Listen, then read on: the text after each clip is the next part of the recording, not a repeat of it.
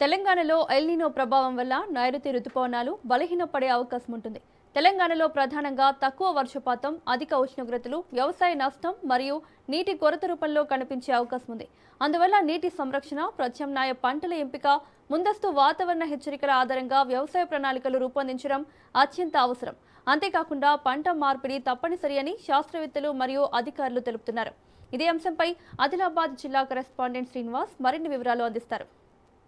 తెలంగాణ రాష్ట్రంలో వర్ష ప్రభావం తక్కువ ఉండి వర్షాలు లేకపోతే ఇప్పుడు జూలై 2వ వారం నడుస్తున్నా కానీ వర్షాలు అనుకున్నంత పడకపోవడంతో రైతుల బాధలు అంత అంత వర్ణించకపోతున్నాం. ఎందుకంటే ఈ పాటికే వాళ్ళు విత్తనం పెట్టేసి మొలకెత్తే పరిస్థితి ఏర్పడ్డది. అయితే ఇది ఎలినో ప్రభావం అని చెప్పేసి మనకు ఇక్కడ తెలుస్తుంది. మనం నిర్మల్ జిల్లా కింద జాప్రాపూర్ గ్రామంలో ఉన్నాం. మనతో పాటు వ్యవసాయ శాఖకు సంబంధించిన సైంటిస్ట్ ఉన్నాడు.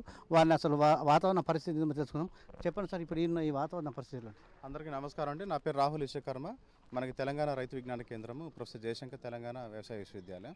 సో ప్రస్తుతం మనం చూసుకున్నప్పుడు ఈ యొక్క నిర్మల్ మా యొక్క జిల్లాలో చూసినప్పుడు వాతావరణ ప్రభావం చాలా తీవ్రంగా ఉంది. ప్రస్తుతం అందరూ కూడా దాదాపు సుమారుగా 70 నుంచి 80% వరకు కూడా మన వాళ్ళు ఈ తూకాలు పోసి నారుమడి దశలో వరి కూడా ఉన్నది. వర్షాల ప్రభావంతో మనకి ఏమవుతుందంటే అది ఎండిపోవటం, పసుపు రంగుగా మారటం, ఎదుగుదల కూడా సరిగ్గా పెరుగుదల లేకపోవడంతో రైతులు తీవ్రమైన అవస్థలో ఉన్నారు. సో దానికి తోడు మనకి ఇప్పుడు కాటన్ దాదాపుగా 30 రోజుల వ్యవధిలో ఉన్నది. సో అది కూడా 2 నుంచి 3 ఆకులు 4 ఆకులు మాత్రమే ఉన్నది. సో ఎదుగుదల కూడా చాలా తక్కువగా ఉన్నది.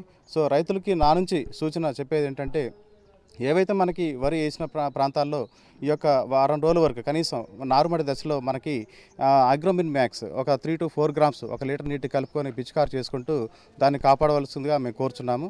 అదేవిధంగా మనకి ఎవరైతే ఇప్పటివరకు కూడా నారుపోయిన ఎడల స్వల్పకాలిక రకాలైనటువంటి మనకి KN 163 లాంటివి లేదా RNR తెలంగాణ